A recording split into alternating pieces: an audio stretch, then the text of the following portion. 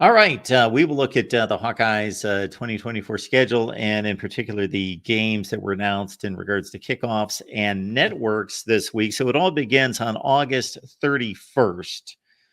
So we are 1 day shy of 3 months away from the Illinois State game that is at noon Eastern, 11 a.m. Central on the Big Ten Network. How do you feel about those 11 a.m. kickoffs? What do you mean we're less than 3 months away. It's June 2nd. Yeah, what did I say? You said we're 3 weeks. I thought you said 3 days away from the 3-month point. I said we are 1 day removed from being 3 months away. Okay, I got you. 1 day removed. Well, first of all, I don't like the start time. I hate 11 a.m. kicks. Okay, I don't like the start time. I don't know anything about Illinois State. I probably won't give them any thought until we get to August. But it is nice to have a schedule in place, I guess, and they're going to be on Big Ten Network. I know the question from Jackson earlier about Iowa State. I guess what I would say about Iowa State on CBS at 2:30. First of all, perfect time, perfect network. You better show up and give the Cyclones a butt kicking, because when Iowa had a September game on CBS a year ago, it was in Happy Valley, and that didn't go so well. So, not that Iowa hasn't played games even against Iowa State on ABC in the past, but we're this is a different feel, I think, for a lot of people playing games on CBS. There's just some nostalgia to it, and this rivalry. Iowa State's got a chance to be pretty good, returning Rocco Becht. They return a lot of their skill position talent. They got a chance to be pretty good. Now, they did lose their offensive coordinator in Nate Schillhouse, who's now in the NFL. But I give Matt Campbell credit. He's managed to find ways to kind of plug and play with that coaching staff as they've lost people over the years. So, love the second week 2 start time. Hate the week 1 start time. Week 3, the only thing I can think of when I see that, first of all, 3 p.m. is a great time for a game, but do I have to listen to Tim Brando? That's my question on week 3, because it's on FS1. At this point, that's really all I have to say on that one. We don't have anything for Minnesota, Ohio State, or Washington yet, or Michigan State. They do get homecoming against Northwestern, which will be a 2:30 game. Again, love the start time, love those mid-afternoon kicks. And UCLA, now that's the one, Mark, that I think a lot of Hawkeye fans are going to complain and moan about. Believe me. Yeah, let's talk about this, because I love it. I I love don't it. mind it. I have no problem with it at all, but there are going to be some people that resent it greatly. I love it. At the Rose Bowl. So when has Iowa ever played a regular season game at the Rose Bowl? Of course, they played Stanford there 8 or 9 years ago in the Rose Bowl. But to go to the Rose Bowl and have all of college football watching, this isn't. So the Iowa State game's a big game. And of course, everyone watching us here, for the most part, is going to be watching that game. But from a national landscape, it's always usually one of the bigger games and one of the best draws of the day. But there are typically 2, 3, 4 games ahead of it. But when you get to play that Friday night game, and it's not an FS1 game, it's not an ESPN2 game, it's a Fox game on a Friday night at the Rose Bowl. Love it. Somebody's watching college football on Friday night, they will have to watch Iowa football. Yeah, and I think there's a lot more question marks about, as it relates to the game. There are a lot more question marks regarding the Bruins than there are the Hawkeyes.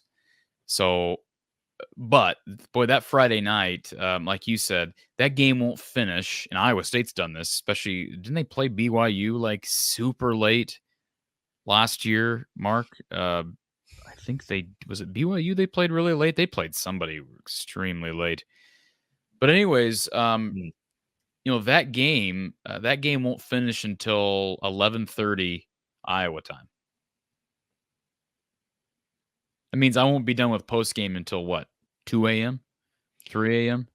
Yes, it will finish up at 12:30 my time, Eastern time, and then I will be catching your post game until practically 3 in the morning. Yeah. Till 3 a.m. So for me. Yeah, I don't know. I mean, that I like Friday. I know some people hate it because it intercedes with high school football. That's the complaint I always get about how Fridays are for high school. Frankly, I don't care. That's just my opinion. I understand people who don't like it. I don't care. And hey, if we're going to complain about Friday games, then why is the game on? Why do we have to keep having the Black Friday game against Nebraska? I like that, but what's the difference? We love the tradition. Now, I love the fact that that game's a night game this year, Mark, and it's on NBC. That's another great one. That Yes. is a fabulous start time for Iowa. And I love that. Love it. Because it's in late November. It's going to be cold.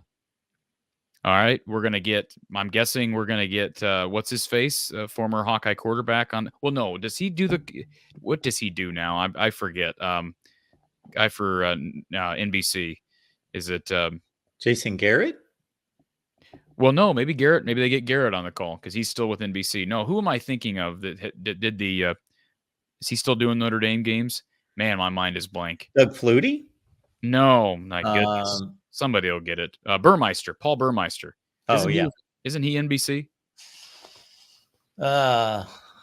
Jackson's our resident expert on these networks and who calls for what networks. I don't watch a whole lot of Notre Dame. I like NBC broadcasts. I like night games. I don't like morning games. I've always been that way, but mid-afternoon is great. I guess the games that I'm still anxiously awaiting to see when they're scheduled. October 12th against Washington. That's the black and gold Spirit game where they stripe the stadium. And then a game that may have big implications for both of these teams because I think Iowa and Wisconsin are on the same tier with expectations. That game on November 2nd in Iowa City. And that'll be the blackout game. So anyways, good stuff. And at Maryland, that's another game that's going to be interesting because you have the Brian Ferentz storyline. He's now an analyst for the Terrapins and the Terps, of course, without Talia for the first time in several years, but it's late in the season. So by that time you would think they've figured it out and lots of cool storylines. Obviously a very entertaining schedule. We haven't even mentioned Ohio State in the Horseshoe. Yeah, of course, we're focusing on the games that have been announced this past week, and we'll get the rest of the schedule basically for everyone as weeks 1 and 2 were announced, and then those staple games, Iowa, Nebraska, and some other rivalry games for the final weekend, those were announced. But otherwise, it's going to slot and it's going to be announced as we work our way through the season, and the networks have a gauge on how important and how meaningful the games are. But I'm always looking for something different. That interests me. I see Iowa play Northwestern every year. I see them play Wisconsin. For as good a game as that is, and one of the games that I think is a draw in the Big Ten and one of the premier matchups in the Big Ten most years, I enjoy those games, but I know that I've seen them over and over and over and over. Just to go to the Rose Bowl and play UCLA, even though they're probably not going to be that good, I'm going to release some Big Ten power rankings that are not going to be too favorable to UCLA. But that's just, again, on a Friday night where I can focus on the game. I'm trying to watch so many games on a Saturday. There's probably going to be one other game being played that won't be nearly as good, most likely, at that time. So I can focus on watching Iowa, UCLA at the Rose Bowl. Just a different look, different venue, different opponent. I love it. I was trying to find, there was a tweet about Iowa's Friday night games, and I'm going to have to find this, but one of my more memorable games the last few years, ironically, Mark, was that blowout in College Park a couple of years ago where Iowa forced 7 turnovers. That was a fun game, and I agree with you. The spotlight, having that on a Friday night, and that was a semi-normal game because it was a crossover game, but now you have a real abnormality in playing at UCLA for the first time in how long?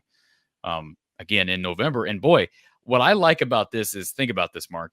Second game of November, you're playing at the Rose Bowl in Pasadena. And it's probably going to be warm. And who knows, late in the evening, it may be cooler. But then the last game of the season, you're going to be playing at night in Kinnick. the difference in weather. I know some people like Faith in the chat says, are you all ready for Southern Cal to join the Big Ten? I'm not, because geographically it makes no sense. I get that perspective, but to me, embrace it now. If you love the sport and you love college football, you love the Hawks, embrace it, because this is where we are. And if you don't like the novelty of it, then I don't know what to tell you, because sometimes change is good, Mark. I know that some of this change with college football is maybe not for the best, but I'm going to enjoy the uniqueness of the schedule. And they also play, I mean, think about it. If you compare it to past years, not only do they play two of the new entries to the Big Ten, you also get Ohio State out of the former East. You get Michigan State out of the former East. You get Maryland out of the former East. So you get 5. Like like you said, it's no longer. I guess it's one of the more predictable schedules, because they still get 3 built-in rivals every year. But there's not going to be any Big Ten schedules that are boring anymore. No, there are 18 teams in the league, so you've got 17 possible opponents, and you only play 9 games. So there's all sorts of variations of what the schedule can look like, and just to size it up for people in regards to how more difficult this is going to be for Iowa or not. This is a good example. Now, Iowa does draw what is expected to be the 2 weaker of the 4 teams coming in from the West Coast. So Kirk and company catch a bit of a break there.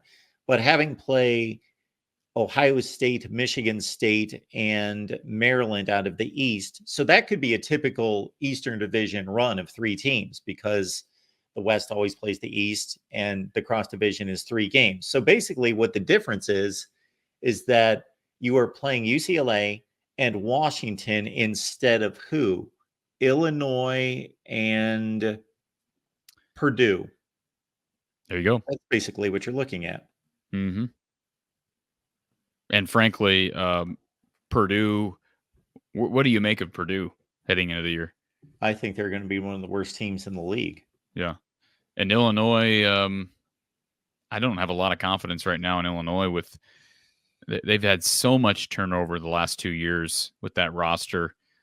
Maybe they'll take a step forward. I like Brett, but yeah, I would definitely, if they had replaced Illinois and Purdue with USC and Oregon, yikes.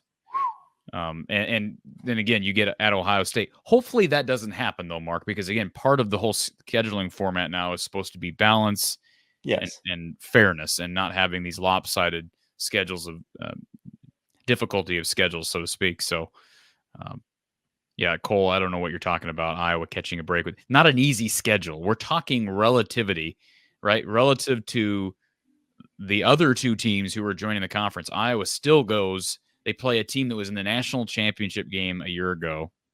They go at Ohio State. They go at the Rose Bowl to take UCLA on, at Maryland. Those are difficult games. And they play an Iowa State team who might be.